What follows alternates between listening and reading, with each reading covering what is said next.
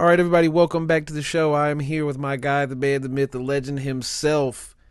And we are back after, well, technically it was 2 weeks, but technically for anybody listening, it was 3 weeks because for people that watch the YouTube, I guess, because the video of the YouTube never uploaded even after the second time I uploaded it. So that never made it to YouTube. But the audio, I'm pretty sure, did finally make it up.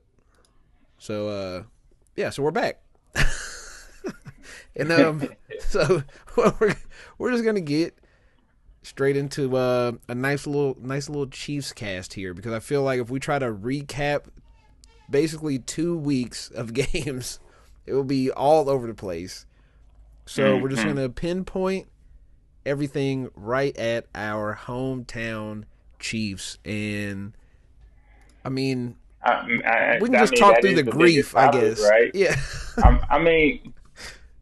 So obviously the grief is having to be in the predicament we're in with now offensive lines down, three offensive linemen down, fighting to get in the playoffs and things like that. So obviously nobody thought we was going to be at this point in the season, and I guess I'm indifferent because I think I texted you and told you this. And I was like, I wouldn't be too mad if we don't make the playoffs. Yeah. Like, I mean, if we do, obviously, I'm gonna say we gonna be a threat. But if we make the playoffs, that means we on a 5-game winning streak. Yeah. And that means the defense probably had a reason in that win streak, which means they playing better going into the playoffs. Yep. Which means we beat two playoff teams, also two of the playoff teams with backup linemen. You got to think. True. Simmons don't come till week. He on IR, so he's out for weeks. So he can't come back till week 18. So you thinking we do all that? That means everybody's clicking on all cylinders. But I was just telling somebody this. I mean, and you. I kind of want to get like a mid-round draft pick, first round this year. Yeah. Like we've been going seven years and getting the 32nd, 31st pick. That's basically like a second round pick. Yeah, true. So, I mean, it would be nice to get a top 15 talent coming out of college. Yeah. Like when the last time we've been able to do that? We so used to trading Simmons, I guess, technically, because he fell because of injuries. If you take talent wise, but I know. He's playing up to it though. True, that is true. Yeah. So he's playing like he should have been top 15 pick. Yeah. But I'm saying I think the last actual pick was Mahomes, right? Or close to it. It would have had to be, yeah. Yeah. I mean, it has to be, yeah. I don't think. And look how that panned out for us. True. Yeah. Because after Mahomes, we went to the AFC Championship. Yeah. Because Mahomes' rookie year, he didn't play, but we still went to the divisional round, so we got like a 26th round. So it's still like around 26th pick. Mm-hmm. But I've been watching. To be honest, I've been watching a lot of college football these last couple. I mean, I watch it every weekend, but like hard these last couple of weeks because I'm already mentally saying, hey, we probably gonna get somewhere between a 15, 20 pick. Like, I'm kind of obviously, like I said, I want the Chiefs to make it, but being a realist, it's kind of awkward that we have the number one offense, basically, not like a top 5 offense.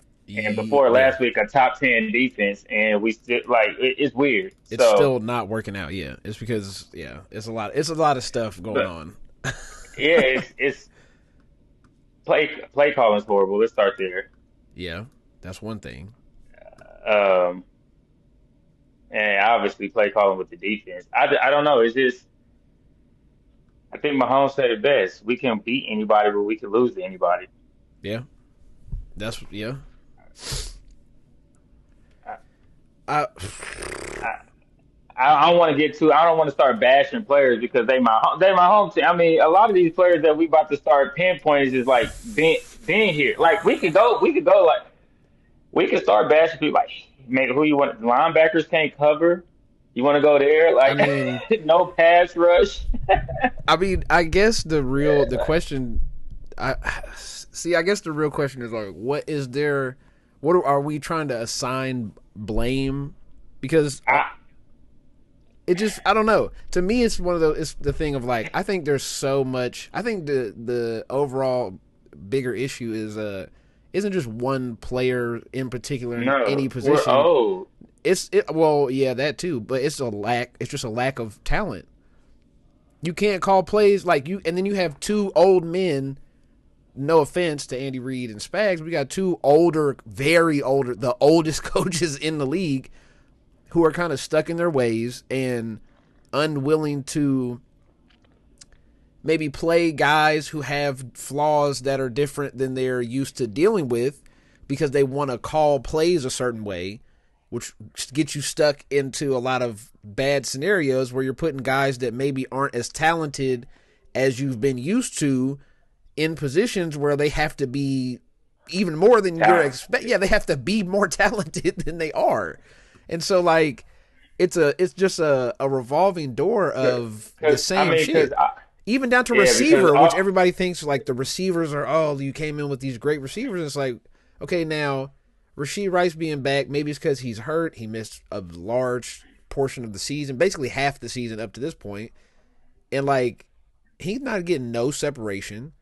Nobody's getting open. The linemen can't block. We have no running back. So the linebackers ain't covered. The defensive line isn't getting pressure. The secondary can't hold nobody. And it's like, well, oh, they can hold somebody. Well, yeah. They can't cover anybody. Excuse me. But I'm just so confused. It's crazy. It's because offensively, we have no. Obviously, we don't have an outside receiver. That's the biggest issue, I think, of everything. So, but offensively, why can't you? We got enough speed and talent at the receiver's point to scheme up these people open. If you don't have an outside receiver and somebody who can just break man coverage, you should be able to scheme up with all this. Because come on, man, you got Rashee Rice, Hollywood Brown, Xavier Worthy, Travis Kelce. You even got Juju. When he come in, he make big catches and stuff. Tyquan Thornton gets open here. Scheme, like, that's why I'm saying play calling for, because nobody can get open for man, but dude, look at all this speed and talent you got. It should be like play, like they having fun out there. That's how much. I just don't get it. What scheme? There's no scheme to nothing. It's like force the ball to Rashee Rice because he's running a slant. Or RPO slant. Or we're going to run mesh like 5 times in a row and hope somebody gets open. It's going to be a mesh with a fake handoff, pull it, Mahomes pocket roll into the right, and he's going to hit somebody on the curl route. Or it's just like run, but also put these dudes in spread. Or even if you want to do mesh, scheme them open. Do it at the right time. I think like, they're just it's too much. I think it gets to a point where you can't if this has been my biggest problem. So we don't have guys that can win 50-50 balls, right? There is no, and Pat is not trusting any of the receivers to throw up a 50-50 shot. Then you turn around and you go, okay, so let's put them in route concepts where they can use their footwork and get open. Okay, that doesn't work either because nobody has like high level footwork. You wouldn't say Hollywood Brown or Rashee Rice or Worthy have high level footwork where they can get put on like a whatever big post and somebody and somebody who is using route running. Yes, is using route running. Like I'm as simple as some of the Cowboys did to the Chiefs is just. We're going to run a deep post and a dig both to the outside. And I'm literally just relying on CeeDee Lamb to sell you on an in-breaking route and just break you off to the outside. And we're just getting a little 8-yard pass. Easy. We don't have nobody that's doing that. Yeah, and we also don't have corners that could cover it. Well, that's the other problem. But, like, when you have receivers that because to me, it's like every defense we play turns into one of the best defenses in the league at some point during the game. Like, you played this past game with Dallas, you go up 14, right? And then all of a sudden, 14-0 out the gate. All of a sudden, the Cowboys just turn into the 85 Bears for the rest of the game, for most of the game. where you just can't get anything going. How does that happen? How do you go from this to that? The first 2 drives was bam, bam, bam, like bam. And it's just like, then after that, it's just like, okay. Now, okay, we're going to do anything similar. But the problem is, what that is it's gadget plays. One of the biggest plays of the game early on in those first 2 drives was a screen. Was the little screen with the tight end faking like a little chip, and then he goes out and blocks for was it Rashard Smith? Rashid. No, that was Rashid. Rashid scored on it. And then you look at that and it's like, okay, so the play was the 2 wide receivers, the 2 outside receivers fake like they're running inside routes, but really they're gonna basically chip in and then go block outside to sell these routes and then actually go back out and block. Okay, cool. You can only do that once. You can only do like one of those. You can only do stuff like that one time.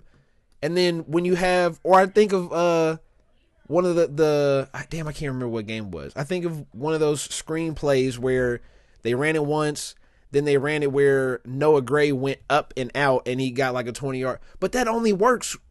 That's it. Right. I mean, you can't do that again.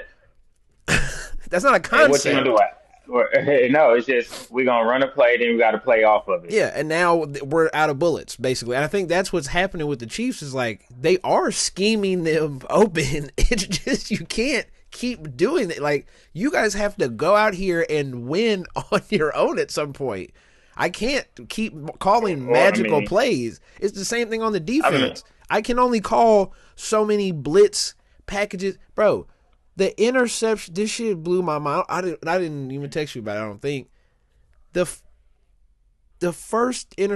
interception Dak threw, the second play of their offense? Second play, yeah. Yeah. They had, it was 6 people at the line. So 2 in the A-gap, right? Both linebackers mugging the A-gap. Then you had, who's 21? Jaden Hicks. Yeah. And damn, who's 23?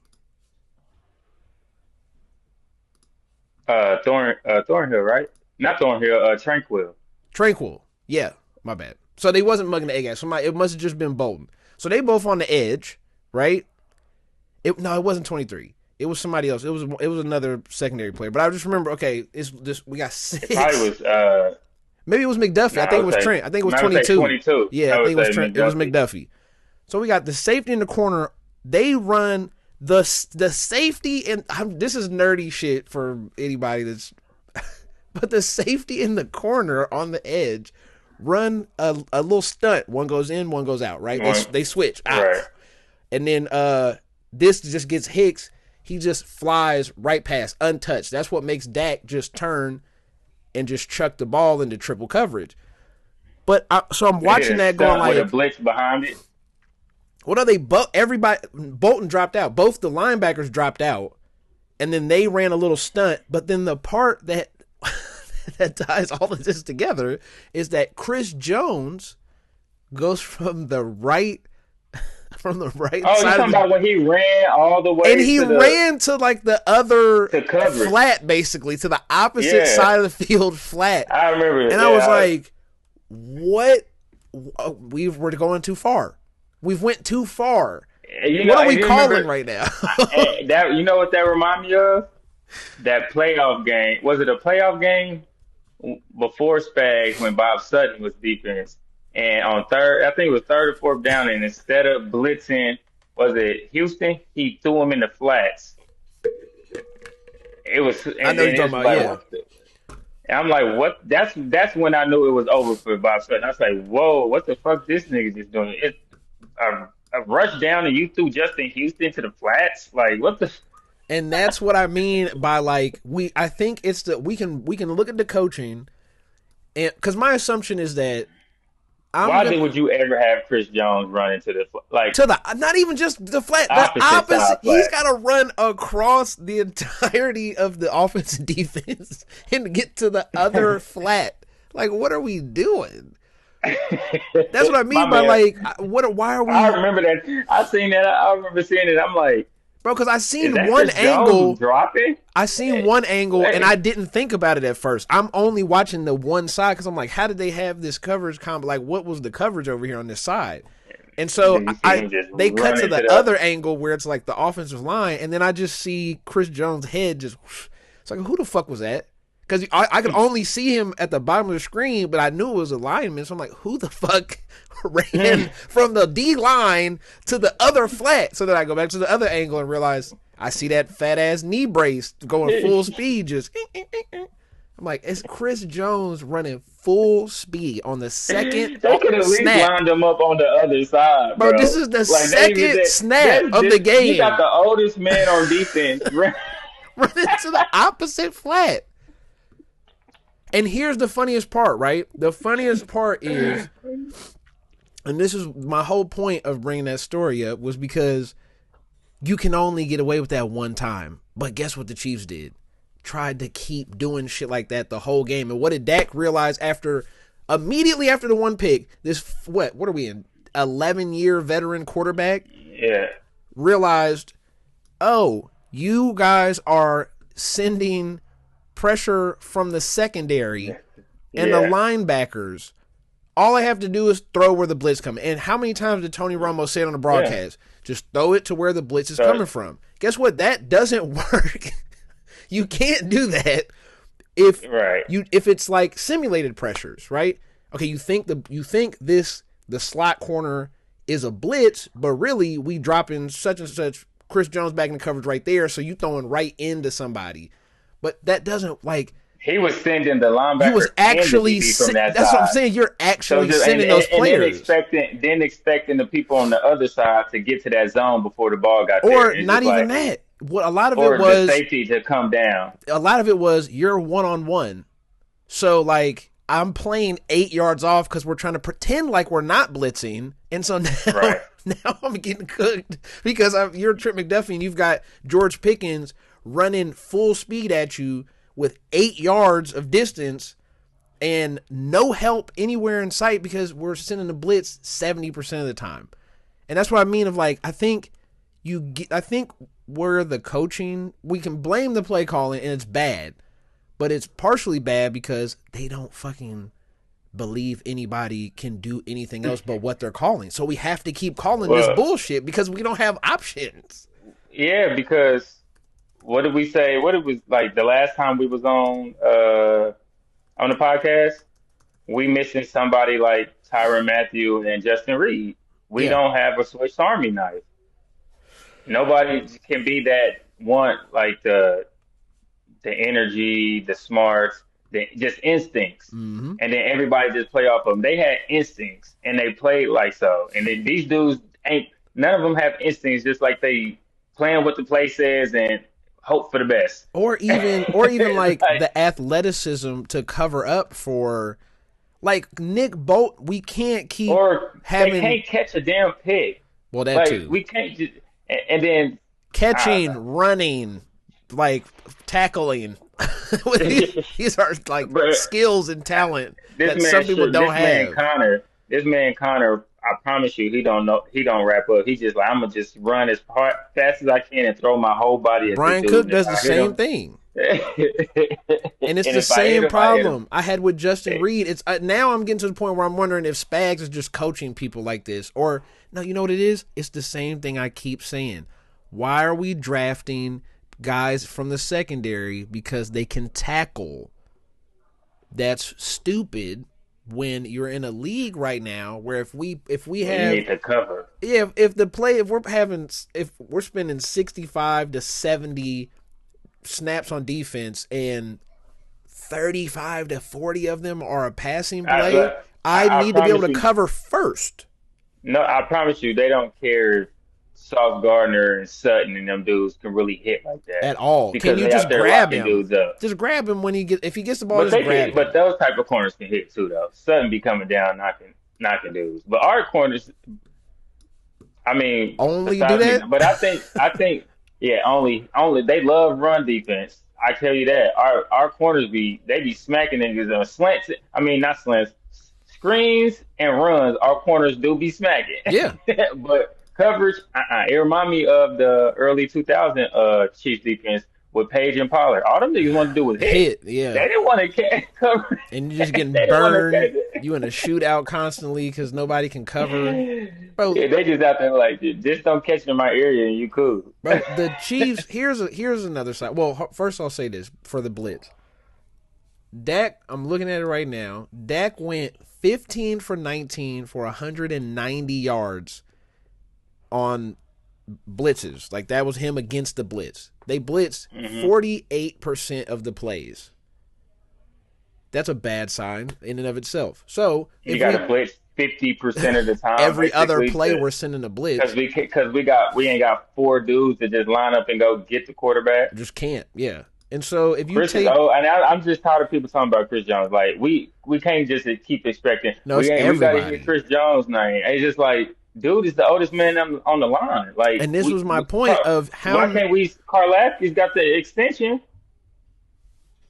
Well, like, hold on. See, now you're gonna get me to where I'm.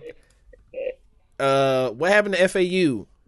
Omar Normalada's hurt. Gelati doesn't play. Brian Thompson had a heart attack or some shit. There's one more other defensive lineman. These are just defensive line we've drafted in the last 2 years. We've drafted 5 or 6 in the last 2 years, and we haven't had a sack for 3 games. And Gelati seems like he got a little promise every time he in there. Well, I mean, he only gets 4 snaps a game for some reason, right, even though we only have 6 defensive linemen. This is what I've been saying. Is like, at some point, y'all gonna have to just let the young guys play. Like, I don't understand what's happening like that. But again, to me, it could just be they know what we don't, that these guys aren't talented, that you whiffed again, and you Veach and you guys continue to whiff drafting on like these parameters, these creative parameters of what you want a defensive end to be, instead of like just a guy who's good at football and we can figure it out later. Look what you did with Leo Chenal. You said this guy's 6'3", 250. He ran a 4.3, and he's just trying to put his head through people's bodies and trying to murder people.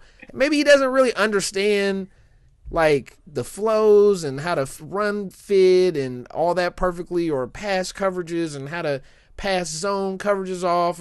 Maybe he doesn't know how to do all that great, but he's an athletic dude who is good at football. And he rode with it. And now he is slowly not playing. Also, like, it just seems like all these guys that we look at and go, hey, this guy looks like he's got a little talent. It's like they just slowly don't play over time. Like, wasn't it weird how long it took for, like, Juan Thornhill to play over Sorensen back in the day?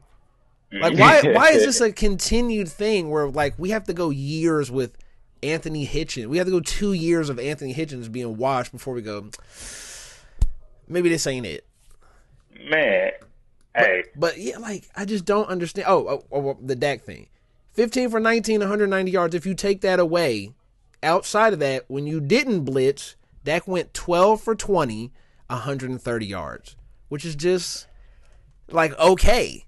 He did okay. He did average. If you just stopped fucking blitzing and gave Trent McDuffie help and Watson help, he would have just did okay. You, at this point, you could have just rushed forward and just hope for the best. But that's why I seen people. Yeah, that's why I seen people being like, Trent McDuffie can't fuck with CeeDee Lamb. It's like, well, yeah, but also like, if I just leave him on an island for 50 snaps, like, he's going to get beat 7 times. But especially when they not giving you the calls. Yeah, that too. Especially when you getting penalties at this point, just like, what can I do? Like, it's like, shit. I can't touch the dude. He could touch me, but I can't touch him. Mm-hmm. Not blaming the calls on everything, but, I mean, let him hand fight. And I'm getting zero help. And I'm also like 5'10". Well, how big is he? 5'10"? 5'10", yeah. I think he's maybe listed at 5'11". Like 6'2", right? Yep. Yeah. Now, he was shorter than 5'11". That CeeDee Lamb fucks up a lot of people. Let's go. Let's stop acting like CeeDee Lamb ain't a top 10 receiver. Yeah, like maybe higher than that if you really go through it. right. So it's just like I would expect him if he's left single man all game to do To that to just any corner over and over again. Yeah, that's how that works. unless it's like Sutton. That'll be a good matchup 1-on-1 because I think he'll love to hold man CD all damn game. Yeah. But then you still got Pickens who's playing like a top 10 receiver right now. Yeah. On the other So side. and then on the other side, you leaving that man who worse than McDuffie on man. It's just like, and Pickens going crazy. It's like, Lord have mercy. It's just I have a hard time giving anybody a majority of the blame just because it feels like it's a combination of the talent isn't good enough, so then we can't call the plays we want, which in turn turns us into calling bad plays. So now the play calling's worse and everything is worse. But I also think if we had a better OC, then we at least have one or two more wins. It's so fucked now we had up. a better defense. I think we'll be damn near only had like one or two losses because I mean, Pat Mahomes is 0-3 this year. When he did get create a fourth quarter comeback, the defenses gave up 3 wins this year. Yeah. So I mean, just back to those is like 6-6. We fuck around. If the defense would have just held their end after he got the lead. Yeah. Then we 9-3. Which also now it's a whole different. Go ahead. Now I would say now it's a whole different story. Like 9-3, with way can hold their life. We still in the playoff. I mean, not playoff push, but division race at that point. Yeah, and now that you saying that is just making me think like, because I was literally gonna say, I think also if we had a young running back that could actually take 15 of the Kareem Hunt carries and get 3.5 yards with it, that you keep the defense off the field more, which keeps them fresh, and maybe some of those guys are playing at a higher level because they're just playing less snaps. They're just more fresh. They're not on the field for way that's more. Why I said if we get a first-round draft pick, one of them running backs coming out, Jeremiah Love, homie from it was just I said Jeremiah Love. It was the other one, Randall from Clemson. Okay. And there's one more. I'm like, them 3 running backs is gonna be up there. I really want Jeremiah Love though, but I don't think he's gonna fall to like 15. It's Randall and is it Haynes or Hines from Mizzou? Mizzou's running back. Okay. Dude's a dog. That's what I've been. It's to me it's just the same shit. I think I'm just never gonna get over the fact that Andy Reid's like archetypes are just so backwards to what makes sense to how you run the offense. Like but I was so confused. See, what I was confused about is because when we drafted Clyde, I always felt DeAndre Swift fit our offense better. Yeah. And they drafted Clyde over him. Mm-hmm. I'm just like, I get why you didn't get Jonathan Taylor because he was more a traditional back then. He's just now starting to catch. But watching Clyde and DeAndre Swift in college, I always thought DeAndre Swift was a better fit because he could catch out the backfield. Mm-hmm. He had more explosive plays at Georgia. Like Clyde was good, but DeAndre Swift was that everybody knew who he was like at Georgia. I don't know that. It's weird to me. It was me. Weird. Like, yeah, because to me it's like, the one cut style back where it's like, I guess the perfect example would be like maybe one cut like Cook, like one cut up the field. Yeah, like Cook right now is a good example of like, okay, it's Kareem Hunt. Like early Aaron Jones. Where he used to just get the ball one cut and just go. And ain't no fancy moves. Like Montgomery. Yeah, kind of like Montgomery. Hey, give me a gap. You give me like I can make one jump. Maybe. Yeah. And that's it. Like, but for some reason they don't like those running backs. Even though I feel like it works better in an inside zone style. Like when you're just running inside zone over and over again. Like early Derrick Henry. Or early Kareem Hunt. Okay, we're running inside zone to this gap. Oops, actually, I'm going to jump cut. Literally, and his jump cut was literally a jump cut. Yeah. Where he would jump and I'm just fast enough to get off the ground and get yards. And all I'm trying to do is go forward. I'm not dancing. I'm not doing none of it. It's forward. Marshawn Lynch. There's another one. Hey, I just fucking either I'm just shoving my head straight into the gap, or I'm doing one. Hey, this backside gap is open. I'm out. Yeah, for some reason they say we need guys that can catch and run routes. Why?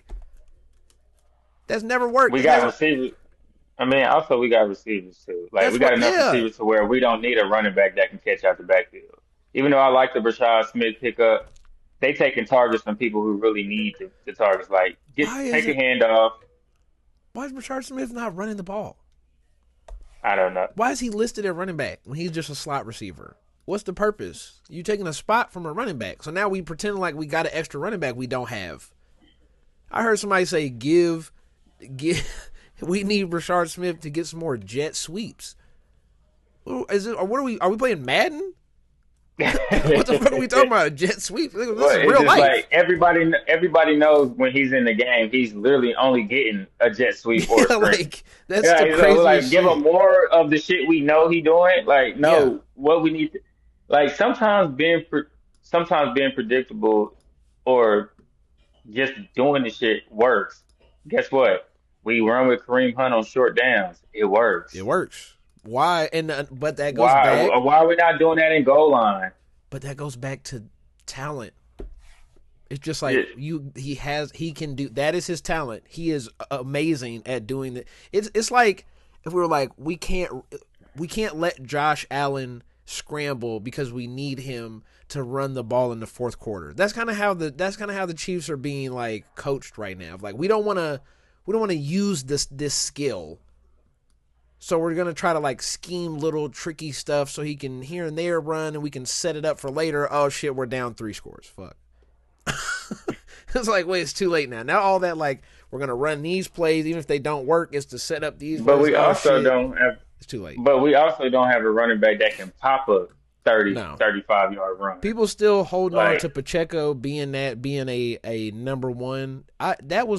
We should after the first year you should have known that's not a number one run. That would be like a great number 2. He would be an amazing number 2. A good number 2 that can come in and get about 30, 40 yards on the ground. Yeah. And it brings energy and shit like that. And then if you need him to start because your number 1 is down, he could be serviceable. Yeah, like to me, if he replaced Montgomery for the Lions right now, that's like an unstoppable duo. Because then you just have a dude who's electric, who can you give him. He might go for 60, 70. He might kind of just sit around the rest of the game, and then we got a guy he's gonna get 3 yards, but that might be it. This might be a game where he's. I don't only know why they didn't just. I mean, what I would do personally is if we like to say because we're going to get a running back. Like we're drafting a running back. How high though? That's the question. Right, and that's what I'm saying. Like, do you draft a running back and let him? Or do you go get somebody like Breece Hall and then use that first rounder for something else? What are you gonna? My question would be, what are you gonna do with him? Are we gonna? Is he gonna be a workhorse? Are we looking for a workhorse guy, or are we looking for another tricky guy we can throw a screen to? I think Breece Hall is a good combination of both, though. He can tote the ball 15 to 18 times. But my take would be like, let's get a guy that's 1. Let's get a guy that is the one. He is 1, no questions. Pacheco is 2, and then now we can do tricky shit. I say keep Kareem for a fullback too. Even that, yeah, because we need a fullback. And he getting to the point where he's getting bigger, and if he only could get 3 yards a pop. He'd be a cool little fullback come in. He blocks off the edge too. I wouldn't be mad. Yeah, so I would put Kareem at fullback, which opens up a running back slot. You go get you a 1 running back, but people got to realize if we get all the top, it's probably gonna be 3 running backs is gonna be like that coming out, and they all gonna be in probably the top 15. Like. I'm looking at these. I'm on NFL mock draft database, and the consensus running backs right now are Jeremiah Love, who looks like a first-round pick, and then Coleman from Washington is ranked in 78, so that's probably puts you in the middle second round. Justice Haynes from Michigan, Price from Notre Dame, Singleton from Penn State, Claiborne from Wake Forest, Emmett Johnson from Nebraska. It's just it's Singleton's not bad. It looks it's a lot of late round. It looks like Jeremiah Love is the only one that's kind of slated to even go up that high. So Randall and Mizzou's running back might be a little younger than him. They're not coming out this year. So yeah, it's a little. If that's the case, do you try to get one of those running backs in like the third? Because some of those running backs were good. Singleton is not a bad. Coleman is not a bad running back either. But they are, and chances they be the number one, or do you go get Breece Hall and make him your number one and use Pacheco as the backup, move Kareem to fullback position, and then use that first round pick if we get it somewhere around like let's say 20, and use that for a DE, a defensive tackle, somebody who could. Oh, it's not. That's what I would do. I go. What's the D tackle? I think Texas D tackles. Don't they got 2 coming out this year? But we need edge rusher though. We just got a lot. So like. Yeah. But Karlaftis gonna have to step up. No, we don't. Well, we need another edge though. That's where we at. We're gonna have to draft another. Put Gelati in the damn game, and we could get an edge in like the 4th and see what's going on. Like. Somebody, but Carla, we need a tackle. Chris Jones is not going to be here next year. I mean, his contract is for 2 more years. I'm pretty sure they're going to probably trade him this offseason. You're going to have to trade him because his void year would have been, I think, this year. So you owe all that money if you try to cut him or do anything funny. Yeah, I'm pretty sure we trade Chris Jones. I mean, to me, that's the thing. People keep saying, like, Chris Jones is the only one winning on the defensive line. And it's like, well, yeah, because there's a lack of talent on the defensive line. And the only way to fix this is to get some more picks. And he also made another fuck up where he jumped the gap and went to the wrong gap and the touchdown happened, which he admitted to. He went to the sideline and said, my fault. But he's trying to overdo things because like you said, he probably knows I'm the only one that could probably wreak havoc here. I got to do some crazy shit. Like that shit crazy. So oh my God. I'm looking on this site. It has us with the 13th pick. Hold on, let me go. Yeah, it has us with the 13th pick. And it has us taking, it says 45% of the mock drafts that they have compiled has us taking Kenyon Sadiq, the tight end from Oregon. Yeah, I heard that. That'd be so. Why the fuck are we drafting a tight end in the first round? Is Wiley good or not? That's the thing of like, you gave him a contract extension already. Why would we draft another tight end? He's 6'3", 245, and people are like, can he block? Okay, but like, we already did this. We just did this with a guy in the third round who's 6'6", 250, and we don't know if he can block. And he's not playing. So you said, we saying we got the top? Yeah, these have us picking 13th. 13. Mm-hmm. Jesus. So on here it looks. we got. Oh my God. There's okay. So it's only 1, 2, 3, 4, 5, 6. It's only 7 mock drafts that they compiled, and it has Sadiq twice, Jeremiah Love twice, Peter Wood. Oh, no, that's not. That's the person who did the. No, yeah, Peter Woods. And Brandon Cease, which I don't know who that is, but yeah. So like, and then one of them has us taking fucking Branch, the receiver from Georgia. But that's my Why do they point. keep trying to get us to do offense? See, I just How that's many just killing me. times do we We got to could go draft if we get wide the 13th receiver? pick. If we get the 13th pick, what mock draft? Because I just who they got? What's the first defensive? I mean, what defensive tackles is getting drafted after us in these mock drafts? Because if that's Uh, the case, what about well, Peter Woods is he's CJ Fight? CJ Fight from Arizona. Where they got him at? Is he even in the first round? hold on. This just says defensive line.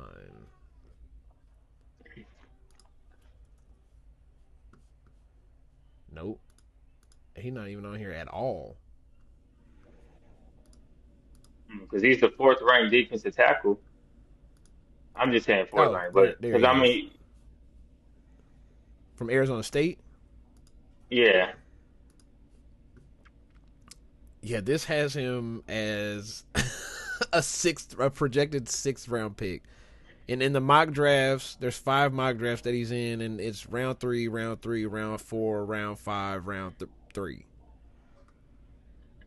And he's the fourth ranked defensive tackle. His rating's 84.4. Not on here. He's pretty steep down the list, but this just says D line. It don't say edge or tackle. It doesn't say. It just says D line. Oh, so they put them all in one group. Yeah, so that's part of the problem, I think. But yeah, so it's like I just don't know. I don't. But to me, it goes back to the thing of like, do you trust Veach with a high pick? How many times are you gonna pick receiver, defensive end, offensive lineman, do you corner? Like how many picks do you get to yeah. spend on those 4 or 5, like on the same positions? We spent I say go 30. get one of them hybrids, man. Go get one of them hybrids.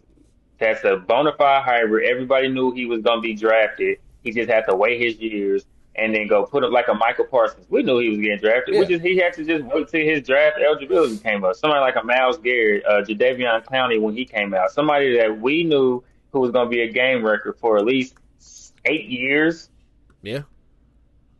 And then go get somebody like if we really get the 13th pick, you basically got to get somebody who can go through his fifth year option, and then we re-sign him within how y'all did Karlaftis basically. Because I didn't even think that shit shocked me when y'all even gave him an extension. So,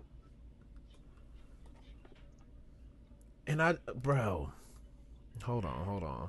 I'm looking at something real quick. Because there's a name that's gonna really piss you off that I just thought of when you said the hybrid guy that we know is like has a spark to the pass rush, and he's killer right now. And we could have drafted him in the second round, and I remember people having him mock draft to us in this draft, but we went with we had 2 picks that we didn't pick him with. Sky Moore and Brian Cook over Nick Bonito because he was too small. oh yeah. I remember that. I remember listening to some podcast, they exclusively Chiefs, and they was like, Nick Bonito would be a great pass rusher, but he's too small for Spags' defense. He's too small for what Spags likes because he's 6. Some people play bigger than what they are, though. But some people play. And then you need a pass rusher. Now, who cares about how big you are if you're a pass rusher? This is the problem. Since when did we been to? Did we not know? We went through the era where small pass rushers were legit. But you're thinking about, I just want guys that are good. Spags and Andy Reid have these specific standards. The guy has to be 6'4", 250 plus, have a certain arm length span, be able to, a certain amount of strength. Hey, look, the guy got good hips and got good hands. It's because he wants defensive linemen that can hold up in the run game, so that he can play games on the back end and send and be able to send blitzes. Because Spags is used to having Michael Strahan. And like he could literally just sit 4 on the line and go and tell him to go get him, and now his DBs is back there having fun. He don't have 4 guys to sit. Mm-mm. Yeah, that D line that wreaked havoc on Tom Brady, like Pierre Paul, Omeyer, and Justin Justin Tucker and not Sherman. I just said his name. Strahan. Yeah. That was the four. Yep. Tucker, Pierre Paul, Omier, and Strahan. Strahan. Yeah. If you can remember the four linemen, that's crazy. From 20 years from 20 years ago. That's sick. That's how dominant the dudes was. But I remember people had Benito slated to us, but we took Karlaftis in the first round and then skipped Benito in the second round because we just got our defensive end. But then you start thinking about it like, okay, so we're drafting defensive linemen that can't win quick, and we're drafting secondary players because of how well they tackle. And then we're drafting linebackers that can that are smart, so they can be in coverage. Smart. So now we have a line. Now tied to all this, I mean, and Nick Bolton is great. Now we have a linebacker that's running a 4.87, whatever the fuck he ran. He ran a terrible 40 time. He's slow. And now he's getting older. And now he's just progressively getting older and slower as time goes on. And then we have to put him in the A-gap to scare other teams. So then at some point you have to look up and be like, we can't have another guy. We can't draft another 5'9" receiver because he played quarterback in high school. So he knows where to be. Ooh, that sounds great. But guess what happens when you're staring across from Sauce Gardner now in Xavier Worthy's case? One-on-one. Good luck, pal. Because you played quarterback in your junior year. That sounds cool, right? Like, what are we talking about? That's the problem right now. That's been my whole thing for I've been saying this for how long? 2 years now? Of like, guys, we can't keep doing, and they just keep doing it. That's when I see guys like Wiley, I go, there you go. We drafted a guy that is like fits what Travis Kelce is, not what you want. You want a guy who can do a little bit of blocking and run routes just enough. Instead, you drafted a guy who was mostly a receiver in college, and now you're just like, well, he can't block well enough, so we can't play him at all. But we're gonna pay him. It's like, what is happening right now? All right, let's pivot from the horrors real quick, and let's start looking at. Let's be a little, maybe positive for me. I don't know about you, but let's look at the playoff situation. So, except for us, we got to win out. Well, yeah, but even winning out is still like rough. That's the problem too. So this has because we got the Broncos still, we got the Chargers, we got the what is that? We got Houston, Broncos, Chargers.